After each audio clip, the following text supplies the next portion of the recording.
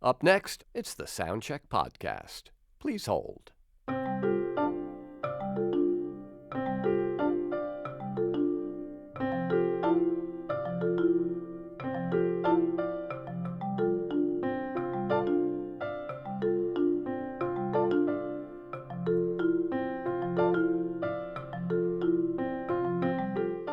Your ears are very important to us.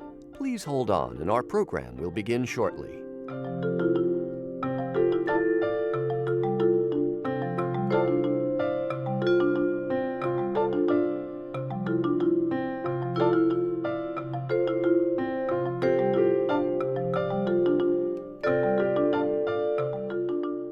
The Soundcheck Podcast is coming up. Please continue to hold.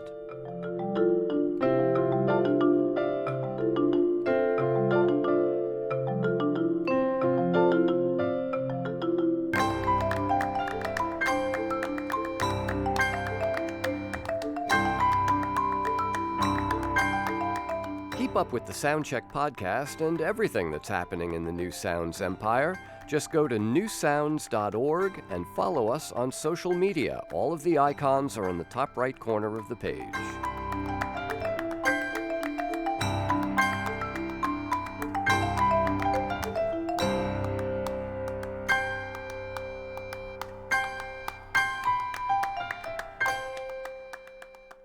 All of our other musicians are currently playing for other customers. Please stay with us, and someone will play for you in just a moment.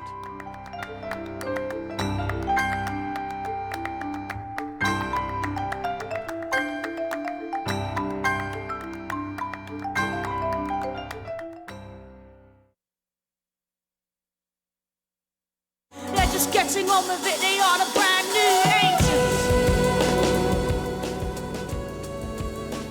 From newsounds.org and the studios of WNYC, it's time for a live performance in our Soundcheck Podcast series, streaming live on YouTube and Facebook. I'm John Schaefer. Kate Tempest burst upon the scene in 2013 with her piece Brand New Ancients, an astonishing mix of spoken word, music, and theater. She's an award-winning poet, a Mercury Prize-nominated musician, a best-selling novelist, and probably the leading spoken word artist of our time. Her latest album is called The Book of Traps and Lessons, and the whole New Sound staff is pretty excited that she is here with us in the studio today. Here with the song, or the track, called Lessons, is Kate Tempest.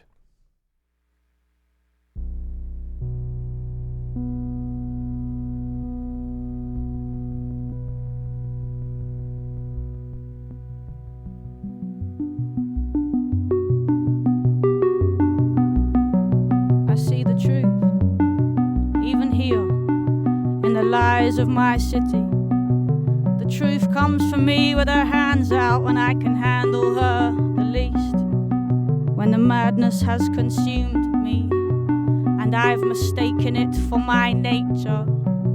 When I have given myself over to the things that leave me weak. Each day I wake with the fury to change things, and then with each hour that passes, that fury subsides. I have packed myself into such tight little boxes. I think that I live, but I'm not sure this is life. I have seen the lions turn to cubs, and I have seen the hunters turn to prey. Our lessons will come again tomorrow if they're not learned today. I have seen the lions turn to cubs, and I have seen the hunters turn to prey. Our lessons will come again tomorrow if they're not learned today. All things are singing. Life is a chorus, but it all gets so deafening sometimes, and we're exhausted, and our ears have grown numb to the song in all things but sunlight on water, or kissing at the bus stop in the rain, or the wind through my fingers when I raise my palms in the dark. It sings to the parts that are wild and untamed. Come a little closer, give me something to grasp. Give me your beautiful, crumbling heart. I thought I'd learnt my lesson once. I learned it till it thumped my head to numbness, yearning it would just let me rest. And then I learnt it more. I learnt it again. And then just when I was sure that I had it done, I found myself mid-mistake, and I realized that I'd not yet begun. I have seen the lions turn to cubs, and I have seen the hunters turn to prey. Our lessons will come again and again and again tomorrow, if they're not learned today. I have seen the lions turn to cubs, and I have seen the hunters turn to prey. Our lessons will come again tomorrow, because they were not learned today. You would think that over time the lesson would just get learned, but time and time again we find our lessons have returned. And even though I've sworn repent and I've promised no repeat, I find myself back here again with the same old ragged drum to beat, saying how many times must I be shown the outcome of the pattern? How many times must we be shown the outcome of the pattern?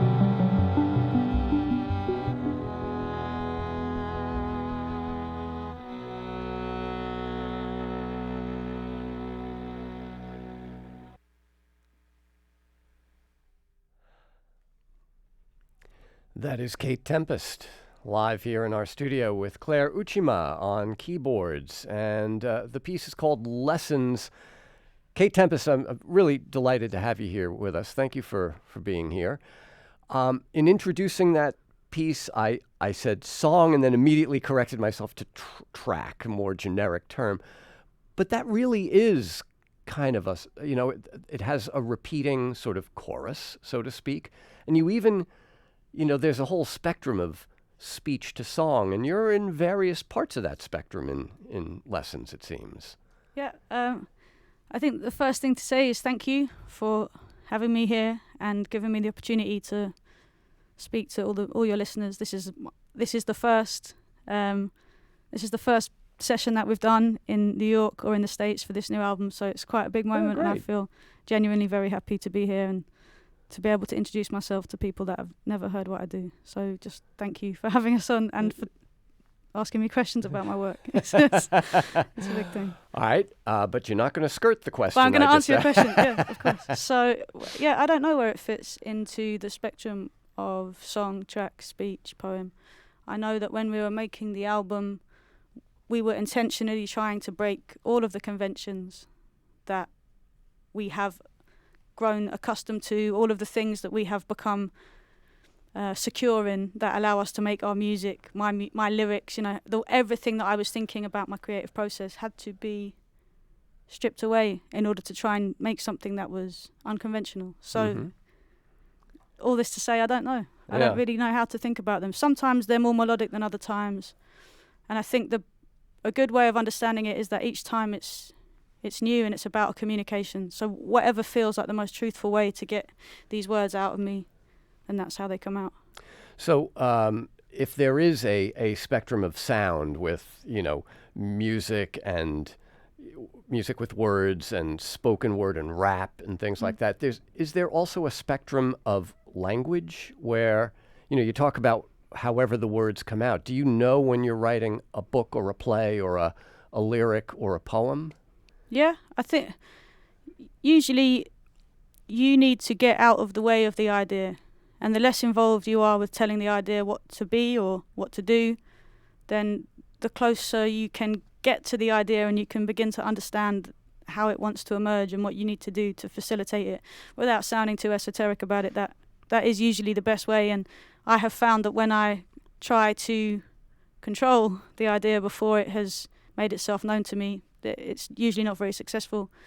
But then also, this is my job, and it's often a really practical concern, like, okay, I've got a deadline, I need to finish this play, so whatever I write today has to be a play because I've got to finish this play, you know. So it's like, usually you can direct the flow, and if you have to, out of necessity, you know. Right. But has it ever happened where you didn't realize what it was until it was, you know, where you were pretty far along before you realized, oh, this is a record, not a play after all? Something that happened to me in my writing life is that I always dreamed of being able to write a novel, and I'd really tried to shoehorn any little idea that I had, but it never really worked out. And then one day I just had this idea, and I realized the idea merited the form, and it was big enough. And that idea came, and I knew it was both an album and a novel. I just knew it. I can't really explain it. It's like, at last this idea felt different to all other ideas, which I kind of knew weren't really ever going to work in that form. I wrote a play, and it was terrible, but I couldn't let go of it. So then I tried to write it into something else, and then it was still terrible, and I still can't let go of it. I don't know why I'm clinging on to this thing. I mean it's really not very good, but I can't seem to I don't feel done with it. So maybe that hasn't found its form yet. I don't know. Right. So this album, The Book of Traps and Lessons, I mean, you've been working on this for a while, right? Yeah. So what was the idea as it eventually unfolded? I mean, it seems like there are several parallel ideas running through this. Yeah, I mean, the guiding principle of this whole record, which is different to all my other works that I've made, was the process. Dan Carey, who wrote the music with me, and myself, we were guided in this process by Rick Rubin, who is, you know, a fantastic guide and an incredible producer, and somebody I felt extremely lucky to have the attention of. And his encouragement was for us to try and do this thing that he couldn't explain what it was. He could only kind of explain when it wasn't that. Yeah. So we would create lots and lots of demos, trying to get closer to this sound, this idea that Rick, you know, he couldn't explain it to us, but he had seen me performing an extract of my poetry on a TV show. Brand New Ancients. An extract of Brand New Ancients, yeah. And he just wanted to create music, an album where the poetry was accompanied by music. They were songs, but the spirit of it was truer to the integrity of the lyric, rather than me locking in with the beat and then the lyric getting lost in the musicality. So the process led the way, really. We were just trying to do this quite confusing thing, which sounds so simple. When you look back, you say, he just wanted me to stop rapping and just start going at the flow of the poem and to ignore the music. But I spent my entire life learning how to stay on the beat. Right, so right. Suddenly it was really difficult and quite a challenging process. So to be honest with you, that's what led the way. Yeah. Well, Rick Rubin, I mean, you know, although people know him for the Beastie Boys and Def Jam Records and Metallica, did something similar with Johnny Cash, with those American recordings of that Cash did late in his career, where everything is very minimal, very stripped down, and, you know, it worked for him. It seems to have worked for you. Now, you've used the word lyrics a couple of times, and then you just dropped the word poem. You know, I don't know. There are a couple of American songwriters who are also poets. Yeah. And they are very clear in their minds about the difference between a lyric and a poem. What about you? I feel like I am clear about which lyrics. Okay, let me start again. I do understand and definitely feel a clear distinction between words that are for the page and words that are for performance, to be spoken or to be sung. But I don't necessarily call what's on the page a poem and what comes out of my mouth a lyric. That the words are kind of interchangeable in my language, but I definitely know through experience that just because it works spoken, it doesn't necessarily mean it will have life on the page, and just because it lives on the page doesn't necessarily mean it should be spoken or it has a life with music. I can definitely feel that when I'm writing where these lyrics or poems or words where they hope to belong, you know. And I came much later to poetry set on the page. It's still a relatively new experiment for me, and I'm still discovering, you know, the boundaries of that form and the limitations and the possibilities of it. So I'm still learning is what I'm trying to say. Yeah. Well, the idea of, again, the idea of language as a spectrum, we have divided that up very neatly into boxes, and you cross a lot of boxes, and so I guess you have to deal with people asking you questions like this all the time, Right. trying to figure it all out. The album is called The Book of Traps and Lessons. You set up the trap part. We've heard lessons, but you use trap as almost like a synonym for love. I trap you, which you then so that sets up one emotional state, which you then in this next song kind of subvert. You give us the inverse, and that kind of yin and yang seems to operate throughout this record. Yeah, I think that the way the album works is that it's in two parts. It is the Book of Traps and the Book of Lessons, really. And the speaker of the poems, or me, I, am on this journey towards becoming aware of patterns of behavior that are damaging, and trying to make the adjustments and the acknowledgements to be able to change these patterns in a real sense, and actually to break free of these traps and learn the lessons. This is what the album's about. And finally, at the end, we get some kind of redemptive moments where the speaker of the poems is able to feel a real and tender love for strangers that they pass on the street. This is like the ultimate expression of lessons, of the lessons being learned. But then, yes, the love in this song comes from the second part of the album, where the speaker of the poems is able to love, having become cognizant of the patterns of behavior that were restricting them and making them obsessional and unable to love fully. All right. Well, let's hear another live performance here in our new sound studio. Kate Tempest is with us on this edition of our Soundcheck podcast series of live in-studio performances. Kate will be back here in New York on October 1st, performing at Elsewhere in Brooklyn. Today, she and Claire Uchima are here with us in the studio.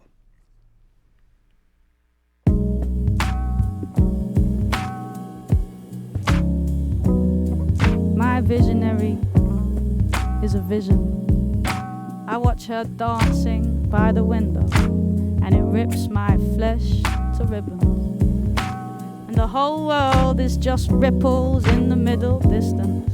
I listen to her hips, and I push my kisses to her lips. We move like we were born to move.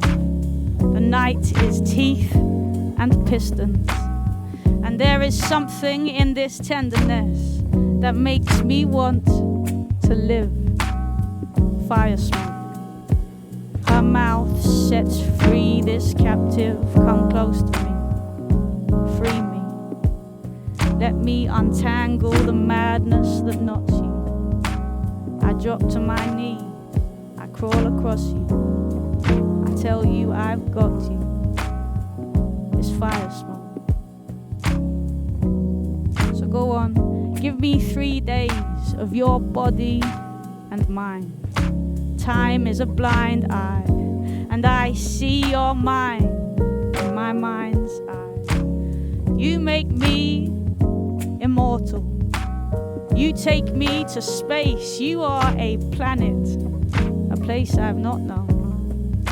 Your body is home to rare gods. I kneel at their temple, blown to bits. Gentle, ferocious, we are open. Explosives have nothing compared to these sparks. So let's fall apart and then lie with me, breathing in the den of the dark. It's fire smoke. Your mouth sets free this captive. Come close to me, free me. Untangle the madness that knots me. You drop to your knees. You crawl across me. You lick your lips softly. It's fire smoke. The fire rises between us, makes us get on the wrong trains, makes us walk the wrong way, makes strangers smile greetings, on Lewisham Way. I bathe in this fire. It warms without burning, compels without force, and it turns without turning the world. So please, please keep your purpose, your poise, and your journey. I'll be by the fire, thinking nothing I've learned can prepare me for everything else that needs learning. Is this how it feels to feel certain? I don't know. But for so many years my love's been a burden. And now comes this fire to cleanse and restore us, to fuel us and calm us and push us both forward.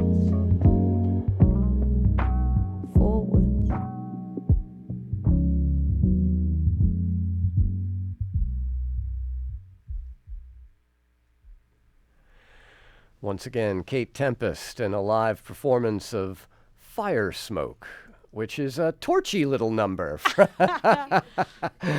the album, The Book of Traps and Lessons. And Kate, you know, it's very much a first-person narrative throughout the record, but there are other things happening outside of this person's life, which you refer to Brexit, however obliquely. There's one song where somebody, we assume a person of color, has been beaten by the police, references to England's imperialist history, and you know, all of those things are set in kind of counterbalance to this very intimate individual story that we're hearing as well. Yeah, I think that I still feel all warm from Fire Smoke. It's such a nice song to sing. It just takes me straight to my partner. Right, yes, imperialism. Yeah, I think that when I was writing the album, it was important to me to have this interplay between the minutiae of everyday life, the kind of daily rituals and routines and specific locations. For example, there is a moment when the speaker of the poems is at the train station getting a cup of coffee, or there is a moment when they're lying on the floor in their apartment and looking at the bottom of a chair. But these things are, as you say, counterbalanced with the bigger picture, the society, the nation, the state, the globe. And I think that there is always a push and pull between any story that you tell and the context in which that narrative is able to exist.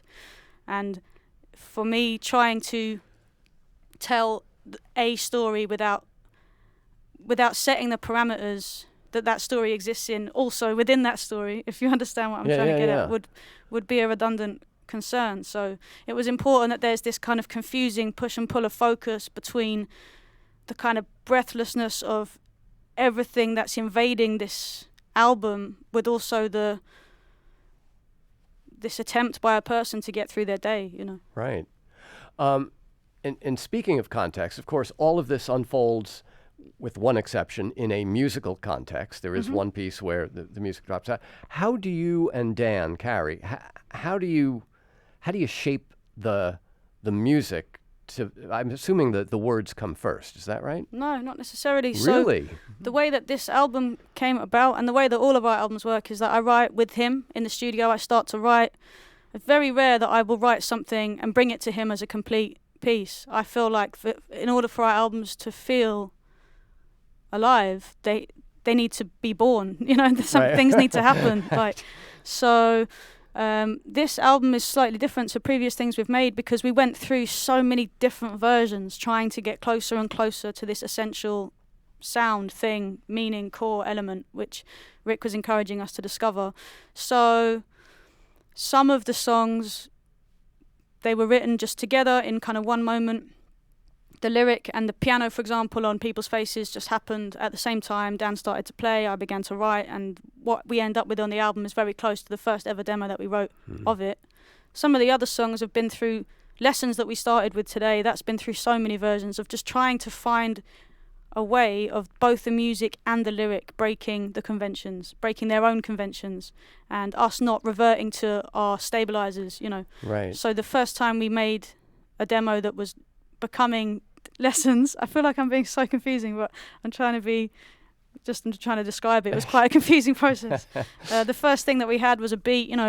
I was locked in with the beat, and we had to free the lyric from the beat, and then we had to free the music from the lyric, and both of those things had to happen in a synchronous way that we couldn't really direct. And then when Dan came upon the strings part and the arpeggiated synth, that encouraged me to go in a different direction with the verse. The things influence each other. Yeah, it's a mystery. Well, it kind of reminds me of the Koyaanisqatsi trilogy of silent films that Philip Glass did the music to, because it was you know how that usually works. Somebody does a movie, then they send it to the composer, and the composer just has like 2 weeks to score it. But in the case of those films, it was very much the process that you just described, where the two artists in their different disciplines are kind of following parallel paths, rather than artist A finishes and then artist B does whatever he or she does. Yeah. And you mentioned that you're trying to break conventions. It's probably worth pointing out, you're talking about the conventions that you and Dan over a span of 5 years of working together have come up with, because from day one, you were pretty unconventional right out of the box, it seemed.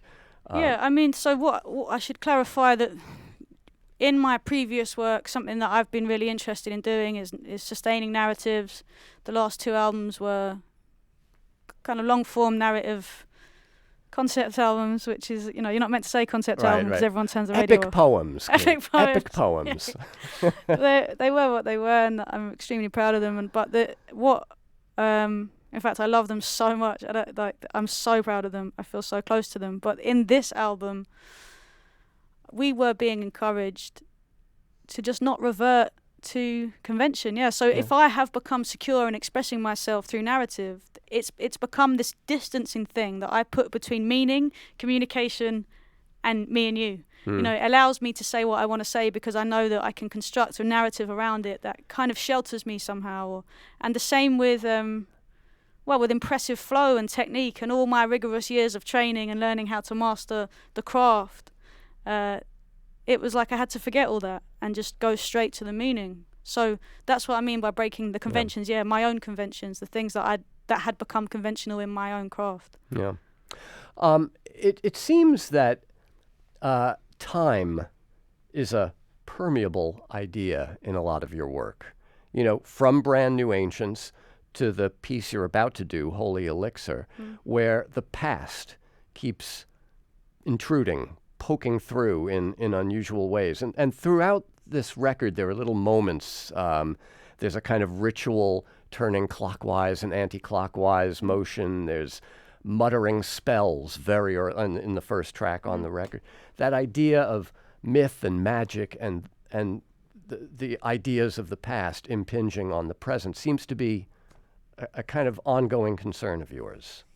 Yeah, I think that in this album, the decision to put the lyrics so far at the front was concerning for me. It made me think, well, if I'm going to put that lyric so close to the listener's ears, I have to be absolutely sure that I'm using everything that I have to make sure that this lyric is worth your attention. So then I started to think about what spoken words and what spoken language have been used for historically. Like, at which moments do we revert to spoken language? And I started thinking about incantations and storytelling and kind of old English folk traditions of how lyrics become the primary function almost of certain songs.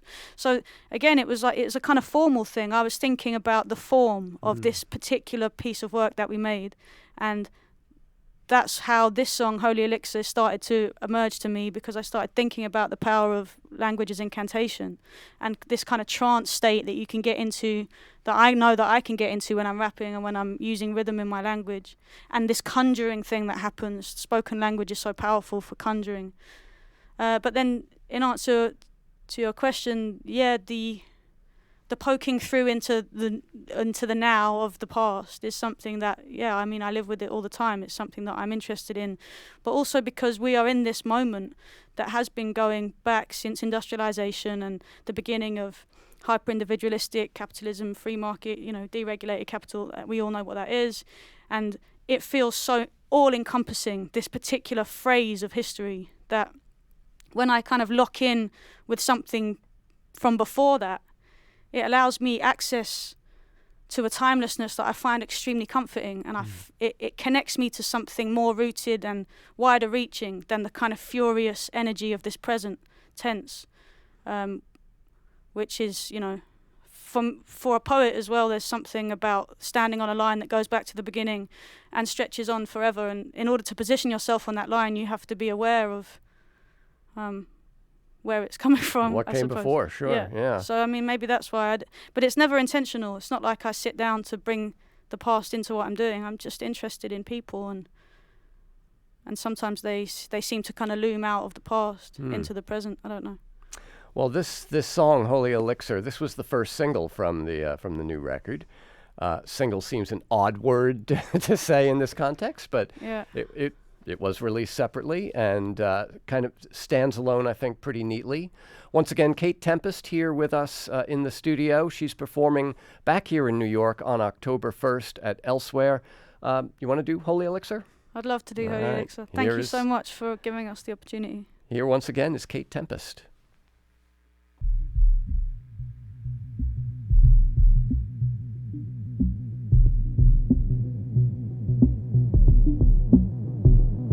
I touched the beginning, animating animals and tree gods, scratching out legends in cave walls.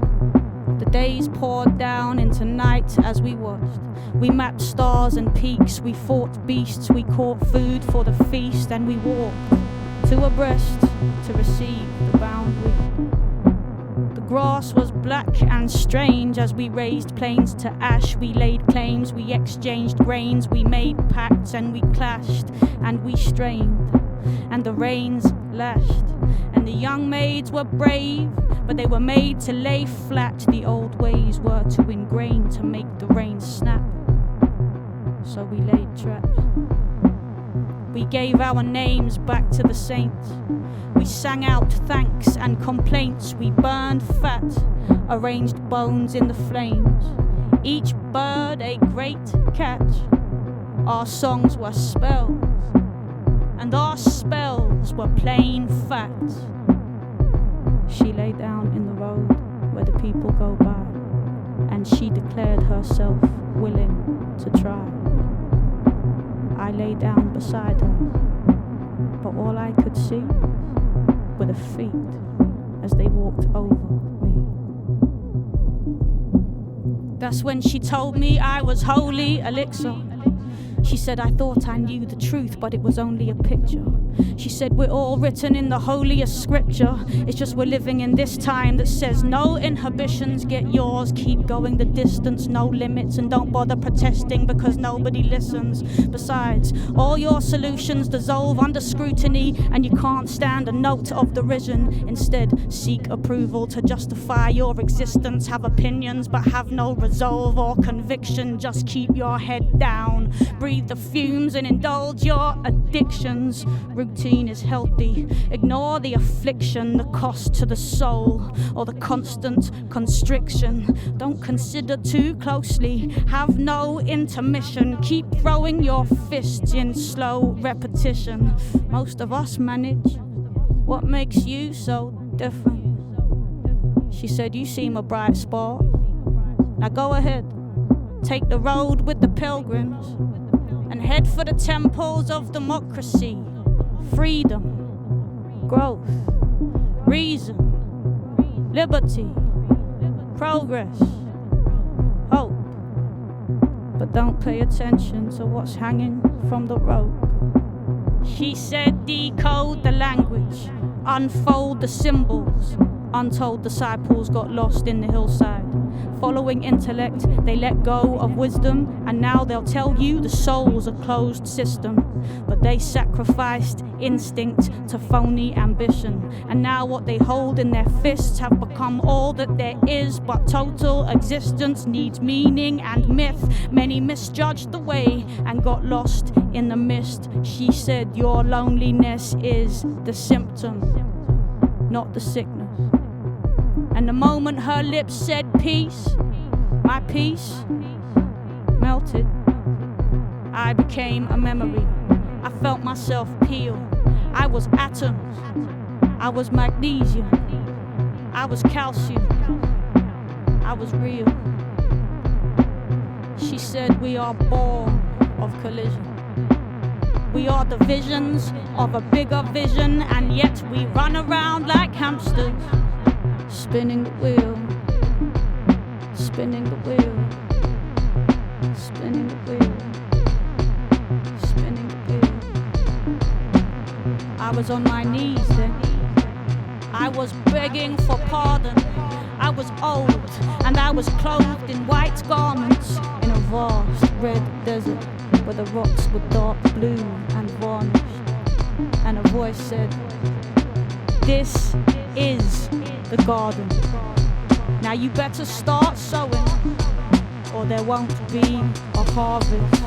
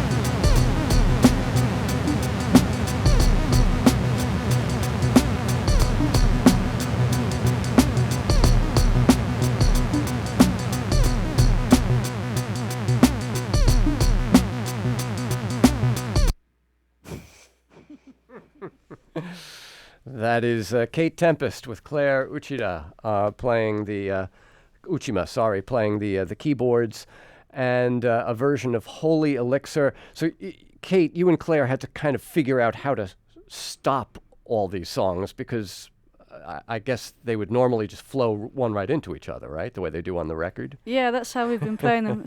So we had to work out, how to begin and end them. Yeah. But it's fun to do that. You know, it's like we decided to play those three songs just because they follow each other on the record. Right. But really, it could have been cool to just take three completely unrelated, well, not unrelated, but songs that don't occur consecutively and just see how they stand on their own. But I mean, I intended and I would hope that if people enjoy what they heard, that they would listen to the whole thing as one piece. That's how we recorded it, and I'd hope that's how people discover it. So let me ask you a final question. You referred before to language as a conjuring, and when you're rapping, when you're on the beat, the neuroscientists tell us about entrainment, where the brain kind of entrains itself to a rhythm and it alters your state of consciousness. With this project, as you've mentioned a couple of times, the idea was get off the beat, take away that kind of rigid four-square structure and do something a little different. How do you conjure that now when you're playing live? How do you get to that state again? It's really interesting because one of the most enjoyable things about playing live is locking in with the musicians and playing together and like hitting the beat together and like doing cool, fun stuff with rhythm. It's like one of the things I relish, I relish flow. So with this, it's a completely different thing. The performance is much more intense, focused. In many ways, it's more fluid, but it's more direct, because what's happening is I'm trying to go into my lyricism, into the integrity of the language first, before even enjoying the musicality of the language. It has to be about the current of the meaning, and I just trust Claire implicitly to be going on that journey musically. And in order to get to this place, we had to do crazy things in the studio. Like Dan and I, at one point, we just had to be in different rooms where we couldn't hear each other, and he would just have to start, and then he would just look at me and be like, okay, go. And then I would start to deliver the lyrics, and then we would realize that breaking that relationship between lyric and music, between the words and the beat, it allows for a whole new relationship to happen, because the words and the music are still relating to one another, and they're still supporting each other. And in fact, they can both go further when they're not kind of tethered. Yeah, but tethered it's to the like beat. it's something that I am discovering, and it's exciting, but it can be frustrating for sure. Well, the album is it's intense, it's beautiful, and it really does reward being taken in all in one fell swoop. It's called The Book of Traps and Lessons by Kate Tempest. Kate, a real pleasure to have you here with us today. Thank you so much. Thank you. This is Soundcheck.